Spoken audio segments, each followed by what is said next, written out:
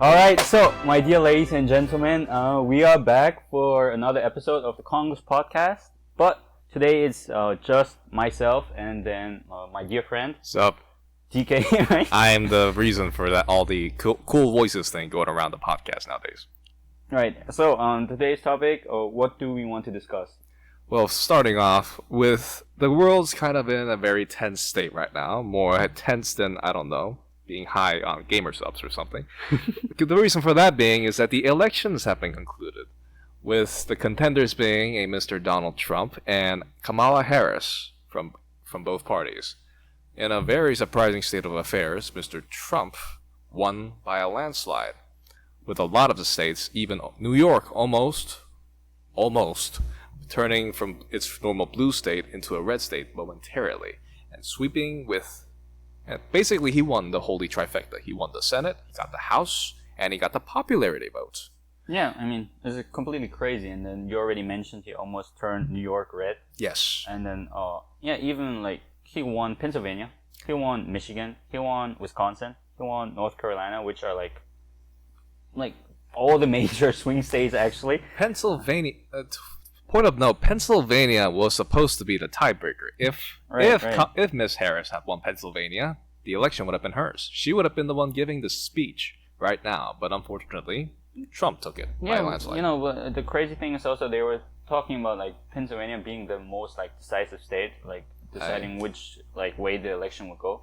But then the turnout 226 to 301, and then you also mentioned he won the popular vote. Yes. So yeah, to be honest, they miscalculated in in when a way that's like... When I say Mr. Trump won the holy trifecta, I was not lowballing it. If anything, I'm underestimating the whole impact of the votes.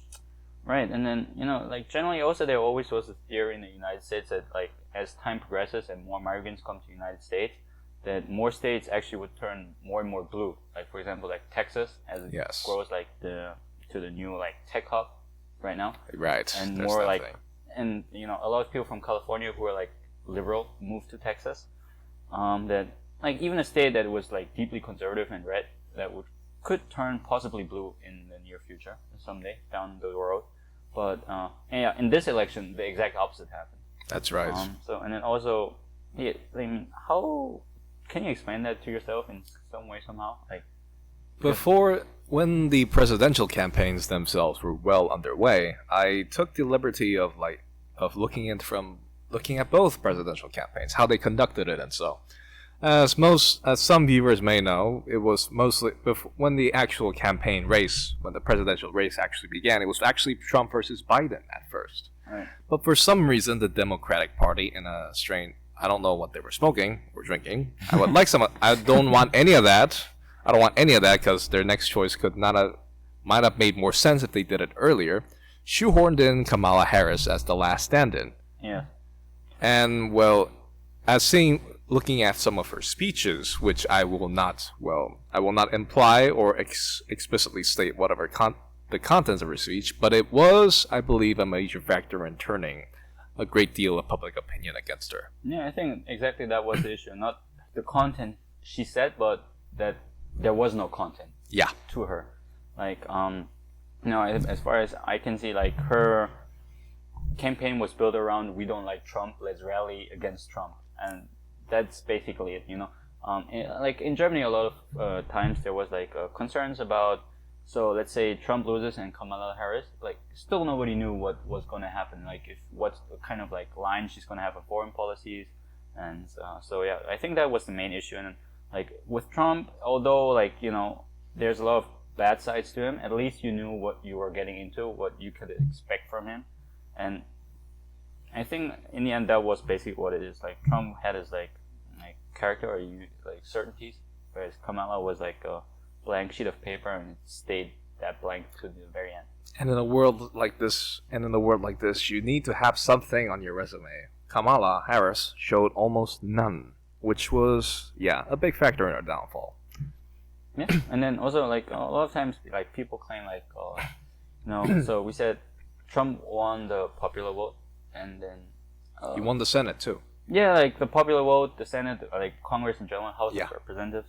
But no, a lot of times it's like like a claim that people who vote for Trump are like angry or like a little bit like I wouldn't say like they might be prejudiced in a sense. Yeah, or like whatever. But if that were the case, then he wouldn't have won the popular vote and he wouldn't have won the election. But a lot of people who also voted for Trump, they voted for him like because they actually liked what he did, and like in a certain way, Trump like actually does what the majority of the country wants. So like even though he's like oversimplifying it a lot, for example, like issue of immigration or import taxes, tariffs, and also tax cuts. Yeah, I think like I don't think these issues are as simple as Trump claims them to be, and his like solving these issues takes a lot more than like his simplifications. But there's also the glaring concern of what he plans to do to counter the repercussions of such policies.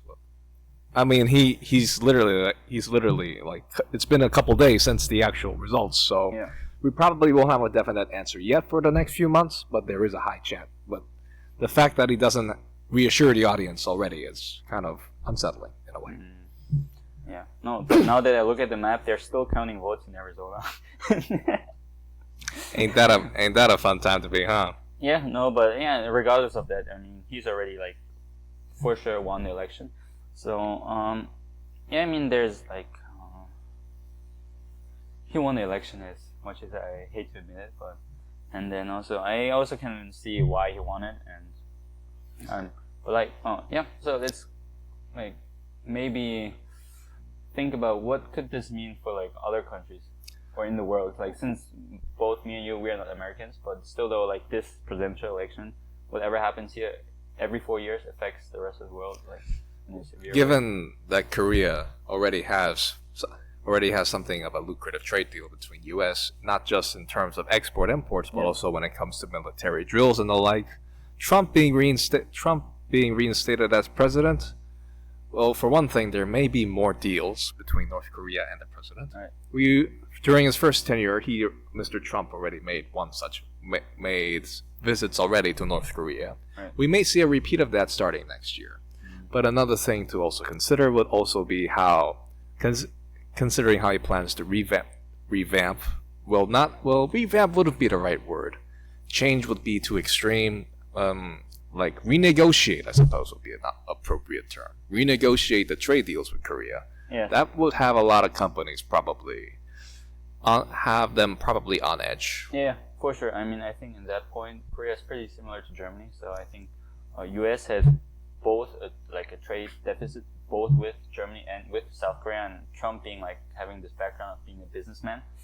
I think like targets, like the bullseye of targets, like Germany and South Korea, for Trump, and then he's gonna raise import taxes or like tariffs on them by a lot. So as far as I know, under Biden, like the import tax from Germany to like the U.S., if you import something that way, it would be 1.5 additionally. Yeah, that's rather generous, all things considered. Yeah, this is basically nothing. Yeah.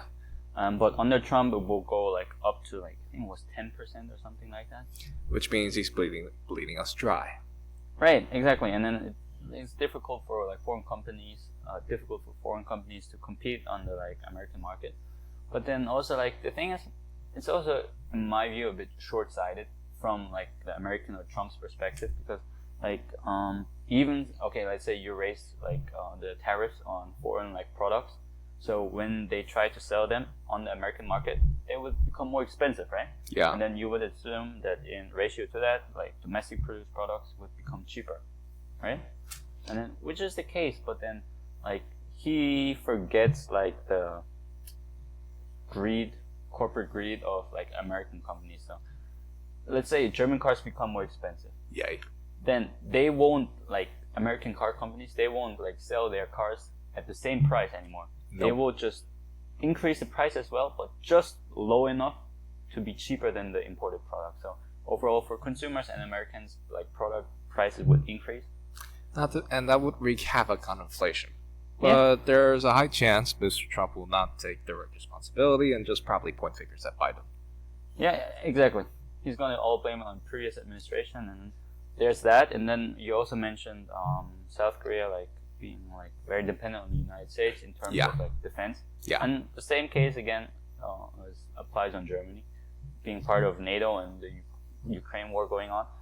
And what do you think is going to happen in that regard? Like the U.S. being like the protector of free world and nuclear like shield and dome. I am not in the least bit qualified to say any of this, but I do believe USA will pull out of Ukraine, or at least stop sending support.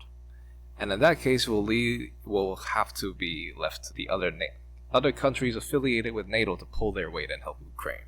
If that doesn't happen, well, it's going to be a very big mess for both Russia and Ukraine. But you're certain? I mean, I do. It's a high statistical probability, 70 to 80% that U.S. will pull out. Like pull out, like completely pull out, or well, they'll drastically like reduce their spending and support. Support. They will reduce some. They will cut back on that drastically, in my opinion. I mean, like to be honest, I'm not that pessimistic when it comes to that. Just simply because, regardless of if Trump is like president or not, you know, there's like the United States military and then like the Department of Defense, and there's like deputy secretaries. So these are all people who are like, you know, experts at their field, and so I think they would try to persuade Trump, or like, you know, make a case where like, you know, we have to support these countries, Germany, NATO, South Korea, not just like out of like defending them, but also in our own national interest, and like to maintain like the power, maintain of the United States, maintain the status quo, of course. I don't think like Trump, like he is like as a president of the United States, regardless of what your like ambition, personal opinion is, like, you know, in these kind of points, I think regardless of Republican or Democrat, Trump or not, they all have to kind of more or less pursue that line or course. There are measures in place, of course, to prevent it from turning into an authoritarian kind of rule. Right. And then also, even though like, you know, like Trump is like Trump, and he says or always like claims to be close with I don't know, Vladimir Putin or Kim Jong-un, but in the end he is like a representative of the United States, and the United States and like Russia, China, if he wants to or not, no matter how close he is with them or not, are like system rivals. So, you know, so I don't think he has much of a choice. And also in the U.S., like not in the like the part of like the like government, but in like the departments, Department of State, like Department of Defense, there are a lot of like smart and like experienced people who will like make very clearly that he cannot like give up these alliances and support. But I do think he's going to increase pressure on Europe. He definitely will. That's all but a given. But then again, generally, I think that's a good thing. You know, I think like Europe, Germany has to step it up a lot. They've been relying too much on the United States, and they've been doing their homework really. Like definitely not in the field of like defense, national defense. And that way, you know, I think it's good, but also it shouldn't have come this far. You know, it shouldn't need somebody like Trump for like German politicians to do their like job properly. That being said, the German government, from what I've heard, has suffered a bit of a reshuffling lately. Is that the correct term? No, exactly. So, basically, like 1/3 of the German government resigned. Okay, that's not good news. No, I mean, it's not good at all. Good news at all. And then so, like 1/3 of the like ministers, so secretaries, resigned, because it was a 3-party coalition, the government. Oh dear, so that means... it was messy from the beginning on. And then, you know, they were like constantly fighting about like details and everything. And then now they finally had like a fallout where like one party of those 3 who formed the government said we no longer can support this government or the policies that we are doing. So they decided to like leave or step collectively down. Bow out, I say. No, more like, that's really like difficult to say, because like officially they got kicked out. So it's like a war about like narrative and storytelling. Right okay. Now, because now, so basically the entire government resigned more or less because they have to. Because without this third party in the government, they have no majority in the parliament. And so that means they can't pass laws or put down. Exactly. So like they can technically continue, but it's like it's basically no different than a puppet government or somewhat. Not a public government, but they couldn't pass any laws. They would not be able to govern effectively. Just people in suits going to places for no reason. And everybody knows it. Every politician of every party knows that those parties who were part of the government, but also in the opposition. So now it's like turning into like it went straight from this fallout to like campaigning for like re-elections that are like. I think Germany would have its next elections like in 1 year, next year September or something like that. But they would pull that back, right? At least 6 months minimum. That's the case, right? Exactly. Like so, the opposition like wants to have the re-elections like now, as soon as possible. Yeah. Like before the end of 2024, and then the German Chancellor Olaf Scholz, he suggested the date 15th of January. So literally 7, 8 months. Because he wants to do damage control. He that's perfectly understandable. So he can he has some sort of leverage or like proof of his legacy. Yeah, exactly. Proof that he actually did something and not be remembered as the prime minister when the government collapsed. Yeah, Chancellor, right? Chancellor, yes, my mistake. Yeah, no. In the end, it's the same function. But, yes. And depending on the country, prime ministers are very different, too, depending on the country. But right. So yeah, and then this is like the domestic issues Germany has. On top of that, I already told you Trump pinpointed Germany as main target. Oh yeah, terrorists. Bullseye. Trump is going to be in office in January when Germany's going to have re-election. So who the F is going to negotiate on the German behalf with Trump with no government? It's almost like this was predestined, so to speak. No, exactly. That's also they're accusing him of purposely effing it up a little bit more on purpose, in his favor, even though Germany is in such a crucial state right now. And there is no possible way he could have shifted agents halfway across the globe in preparation for such a scenario. The vote race was tight enough as is. Was tight enough. While now it's reading out as something of a landslide. Please remember though, during the voting session itself, it was down to a razor-thin edge. There was no guarantee Trump or Harris would win out, and only when Pennsylvania was swayed was then what they called a sweep. No, but I kind of had bad feeling already, because even till the point, before the point where they got Pennsylvania, I was following the map, and then it says if it's deep blue or deep red, then it's clearly already won by either Democrats or Republicans. But all of the swing states were lightly red, which meant although the final decision hasn't been made yet, it is most likely going to turn red. And then Wisconsin was red, Michigan was red, Pennsylvania was red. Yeah, all the major swing states. And then he already won North Carolina pretty early. Yeah, that was a sign. To be honest, to no point of the election day, I was optimistic, and I checked it every 10 minutes. Everything stayed red. I was like, "Oh damn!" Then there's also the issue of the people who just didn't vote. They didn't just cast a vote at all. Understandable at that point, but when you compare it to the last election, it was pretty jarring. Yeah. But in the last election's defense, please keep in mind that was during COVID, so people really actually needed someone to step up. Biden, thankfully, prevented the whole thing from becoming a recession, but with what Trump's probably going to put the nation through, I would not be surprised if there is a recession in another 8 years. No promises. Moving on. Speaking of domestic issues, Germany is not the only one, unfortunately, suffering from government issues right now.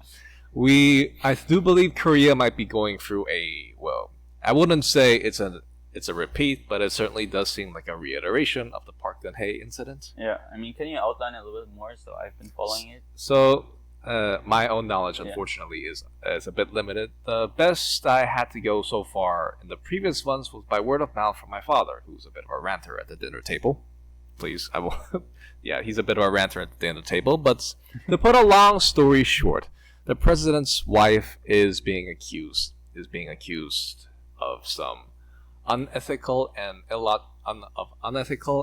unsanctioned practices using the president's influence. Kind of like how Park Geun-hye's own spiritual advisor was accused of doing and was eventually proven right. The fact that it's already gone on this far and the president has already made a public apology over this is not a good sign. He has also alluded to, of course, some...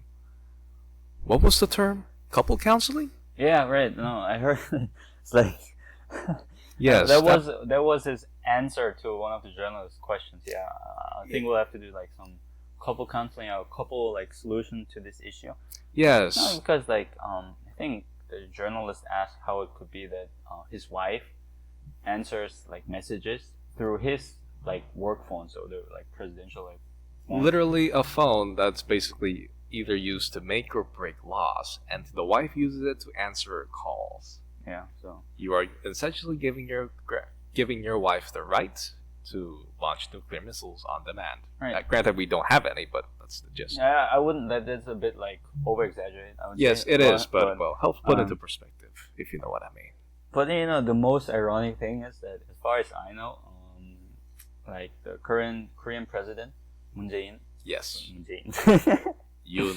Yoon, right? Like he was this like attorney general who got Park, what was her name? Park Geun-hye. Yeah. Into like jail, right? That's in the first place, For corruption or like, you know. And here we are having the stars align somewhat again, in a sense. I mean, this is a bit like ridiculous. The saying comes to mind when you look at how everything's been lining up for the history of governments and politics so far. History does not in this case, history does not repeat. In a very short cycle, it repeated. Yes, a very short cycle. Well, I wouldn't say repeat, but it does rhyme in a very similar way. As in, well, Trump wins somehow. Trump wins the presidency, and then we have another potential corruption / scandal in North Korea, and who knows what else will be reverberating from the impact of this thing. Yeah, no, feels a bit like 2016 all over again. Was the year when Trump got elected the first time and the Brexit happened. So pretty dark. Yeah, I still remember it very well. There's also the January 6th incident, which we will not go into actual detail. Yeah. Problems are he'll sweep it. Thing is, Mr. Trump will probably try to sweep it under the rug, though it happened. Moving on to other affairs, though, is already back to the issue at hand. I would like to actually ask you one more thing about like the current like Korean political state. So fire away. Because like all these issues right now, like political crisis we just discussed, are not actual like political issues of South Korea. It's just more like the president of South Korea. That's true. Is like making like a shit show. Like big, like issues that aren't real issues, but because of his own personal behavior and mistakes, like his personal life became like the center of Korean politics. Although it has nothing to do with actual Korean politics and laws and legislations and changes that are needed in this country. So I'm still hung over that whole couples counseling thing.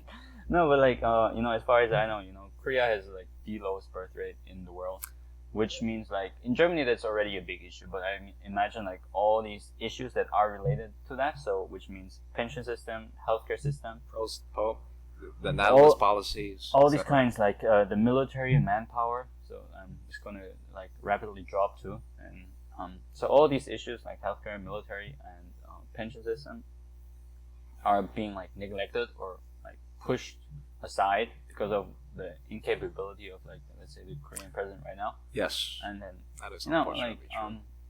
But yeah, not just to talk about the Korean like president right now, but also like these actual like policy issues and social issues and political issues. Like, what's your like stance or view or on that, maybe, if you can give us some insight?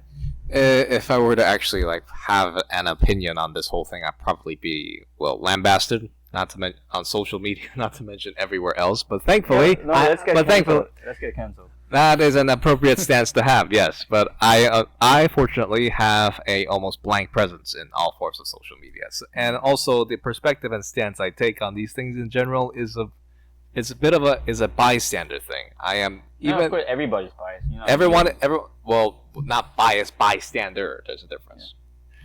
So it's more like I see how everything unfolds and try to like make a living, try to like make it out from there, which I'm pretty certain is the case for a lot of other sensible folk out there.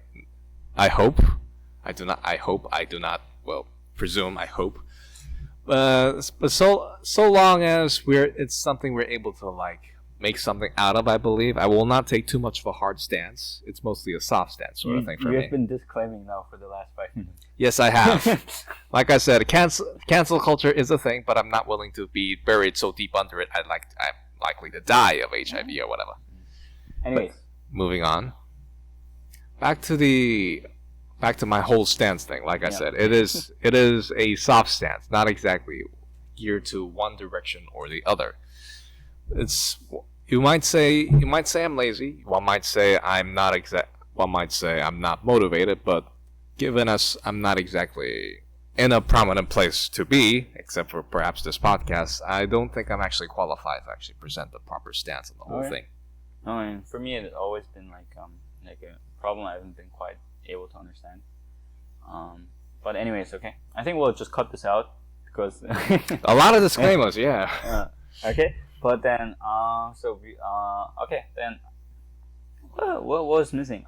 We're moving on to how Trump's like policies coming forward will affect like all the major worldwide issues, global warming, stuff like that. Yeah, no. So exactly. So like, you have these like Korean like domestic like crises right now. Crises in Korea, and then on top of that, like we mentioned, like everything that's gonna apply to Germany in terms of military support and trade policies will also apply to South Korea. So like, do you think like, I mean, Korea is pretty busy with itself right now, not necessarily with itself, but with its president. Yeah. So what do you think is gonna be the impact on that? Like, because although Germany is like in trouble, I would say it's still part of the EU, and it has like a shared common currency, and there's some sort of like connection and network. But South Korea is. Well, we are surrounded basically, but we're surrounded by some friendly parties maybe, but Japan's also going through a crisis of its own, especially with how its prime minister position is going to be handled.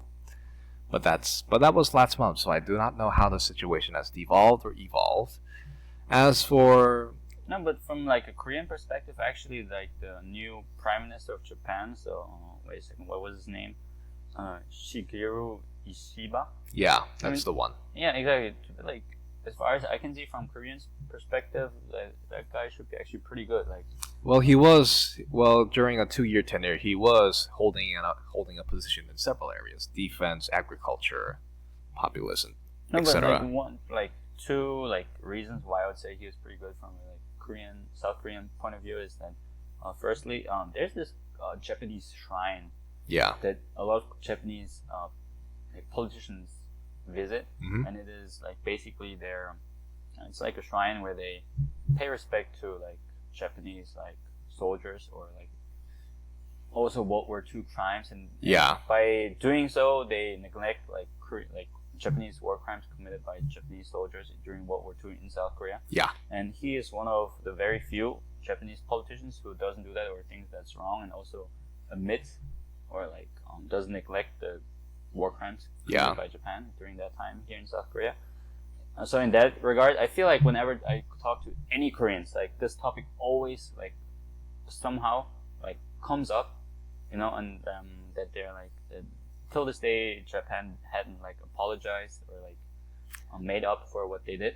Yeah, the comfort women, so to speak. That is still an issue, unfortunately. So I would say in that regard, like like I just said, like what we said, South Korea is relatively isolated, and it has to have close ties politically, economically, and also in terms of military with Japan.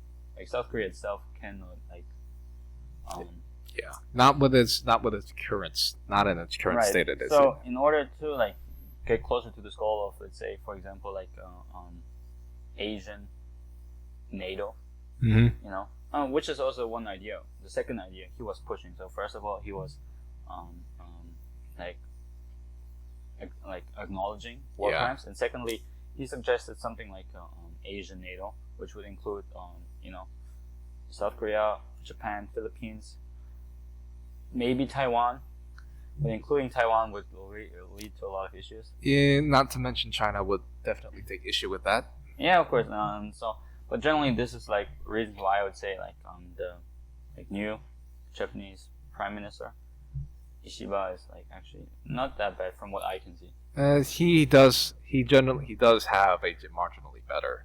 He has a generally better public opinion from his predecessors, to be sure. But then also this is like like we discussed with Trump as well. Like the person itself and their ideals is one thing, but if once you're in office, like the world and politics and reality is very different and forces you to do policies. Not always on like the line of your values, but also like more pragmatic and definitely not something to line your pockets with. Exactly. So it's going to be interesting to see what happens in that regard as well. And there's also there's speaking back to the whole U.S. presidency thing. Yeah. Trump has already like put forth several policies. Is planning to and has already declared he'd be putting forth several policies. Foremost among which is, per his words, the largest deportation in history, which means he'll probably put into practice, probably deport. The numbers may be inaccurate. Around 3 million illegal immigrants straight back to their countries. But again, I think that's like some populist nonsense he just put out in the world. Like when he got elected in 2016, he was also saying, I'm going to build the greatest wall the world has ever seen, and in reality he didn't build anything really much. And then also like saying these things is one thing, but like realistically realizing them, like in actual money, material, and manpower to like make these things happen, is in that case of building a wall or also the mass deportation. Of course, it is far-fetched, even with it's not feasible realistically. And then, like I said, far-fetched. Legally, it's going to be an absolute mess, And by the chance it actually goes through, it's going to be a humanitarian crisis the the world will never see, because I don't think Mexico's going to take those people back. To say, only because these people are like outside the United States, it doesn't mean everything's solved. Trump, I don't know what the hell is. Well, one thing is for certain, he's probably learned from his tenure in 2016. He probably has learned, so chances are he'll probably put that experience to good use. In which direction, I dare not even begin to guess. But given his previous stances, I do know that for one thing, global warming, or at least measures to prevent global warming, will be seeing a remarkable decline in the near future, given his stance on the topic. Global warming is like important matter. It is a thing. But looking at the state of the world right now, I think it's like secondary to most issues most governments and countries face at the time. That is true.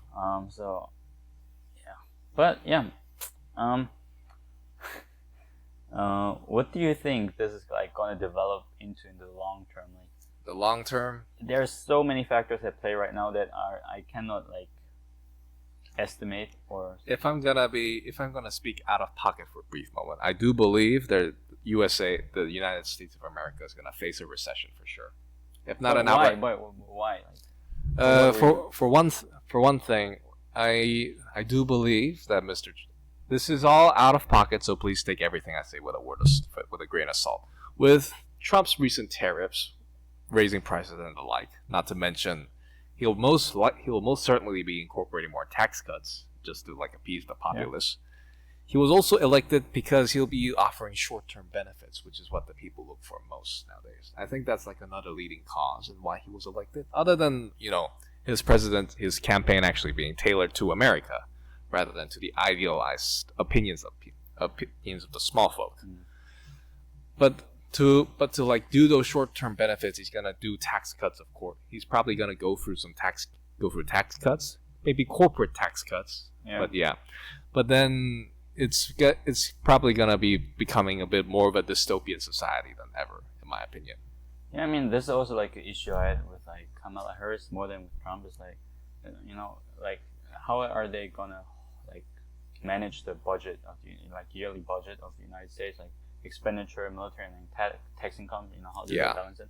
And Kamala Harris, for example, I think like her like she was relatively vague, but kind of made she did not give a definite answer at all. I can get behind. But, and then with Trump on the other side, like he was saying he's going to cut taxes for everybody, increase military spending, and while that doesn't add up, you know. While that does of course provide short-term benefits for everybody, tax cuts are always a good thing. That means you have more money to spend both for yourself and for your own future, but it will all come back in the end because inflation is still a thing, unfortunately. The tax may be cut, but it's mostly due to how economics function. We're already experiencing inflation already in more and more pounds. Tax cuts will help, but it will. I think it's kind of gonna be like a stopgap, something that will like spill over with even greater consequence in the future. I have no evidence. Oh, this is just a gut feeling, though. No, as far as I know, like inflation like went down in most countries already. Like in the U.S., it was pretty high during COVID, and then Europe also because of COVID, plus the Ukraine war. Like, but ever since then, like prices have gone down and stabilized pretty much. I think the U.S. is at 2% right now, or something around 2%, which is considered as normal as long as somewhere between 0 and 5. Yeah, that's true. I do believe that was thanks to mostly Biden's efforts. He did a good. If I had to choose between Trump, Biden, and Kamala, I would like choose Biden if I could. Like maybe as a person again, I would say he's not the most like fit to serve. It really says something if we prefer a 100-year-old man with dementia in the White House than a businessman and a woman. No, but it's because like as a it's not just the president you like, but also like the administration that comes hand in hand with it, and the like advisors, and then as if you look at the like, for example, the first Trump administration, there was a lot of like, he didn't know the like Washington, he didn't know like the political world, he didn't know who to turn to, so there was a lot of like semi professional experience like people involved, I would say, like advisors and politicians. But this time it might be different. But still, though, in comparison to that, I like found the administration on the Biden way like extremely good, extremely like efficient, extremely experienced, and for that reason, Kamala Harris again, you wouldn't know who the fuck would become which secretary or whatever would have happened. That's true. So that's why, yeah. Anyways, okay. Last but not least. Yeah. North Korean soldiers in Ukraine. Well, that's an interesting transition. But yes, North Koreans have been sighted moving to Russia more and more. There was even an article about how they were actually deployed in Ukraine combat, but suffered a very disastrous setback with only one surviving. I'll be completely honest, out-of-pocket moment again. I think that piece of news was complete hyperbole when I first heard of it, because North Korea is nowhere near that careless. They may be their armies may be fanatical to a fault, but that does not mean they're careless, and especially not their leader. Yeah, but to be honest, like the thing is, I don't know for sure if like all these North Korean soldiers died except one. Like it has been reported. I also think there's a lot of like false news and like psychological warfare going on. So you can say with certainty. But if they didn't die yet in like such a manner, then I think they will definitely die at some point, because like if you look at the North Korean soldiers, they don't go there as North Korean soldiers like independent unit. They are integrated into like Russian military and also into the Russian military doctrine and tactics. That's true. And which is no armored vehicles, no nothing, no air support, just like standing bodies in there, wave after wave. Which is not a good stance to have for an army like South Korea. They might have maintained one of the biggest standing armies out there, but that does not mean they're. You mean North Korea? Right? Yeah, North Korea. Right, and that's why I'm saying like if they didn't die yet, they're gonna die anytime soon, and like this might be a bit like difficult to say, but I hope that if those North Korean soldiers die, that somehow, some way, this information is gonna get to North Korea and it's like gonna have some effect on the people there. You know, because like 10,000 soldiers, and then Well, North Korea, sadly, if anything, they're only getting more brazen with their own provocations. They even recently blew up the bridges that. Well, they're symbolic now. The bridges that actually lead into Seoul, they actually blew them all up. Yeah. They're symbolic now, but the fact they were still there represented some hope of unity. But them blowing them up just represents a point of no return. And this is in addition to the GPS jams they've got going on even now. So yeah, I do believe North Korea is not gonna go gently, if at all, if possible. All right. I think that was a pretty good summary of the world's state, our ideas, and also just a bit of a grim premonition of what might be to come in the wake of the recent election. All right. So yeah, we'll see how it goes. Fingers crossed. Fingers crossed. I do believe I'll just hunker down, maybe bunker down, maybe in some very distant place, and hope and weather the storm. If you ever thought about prepping, now is the time. Yes. Well, if you're gonna head out of the country, I recommend a nice little tropical place without any political influence whatsoever. No dice though. Yeah. And we will hopefully, if this country actually survives the coming months, we'll see you in the next podcast. My name was DK. My name is Alex, and this was the Konglish Podcast. And we're okay. This is the Konglish Podcast. We'll see you next time.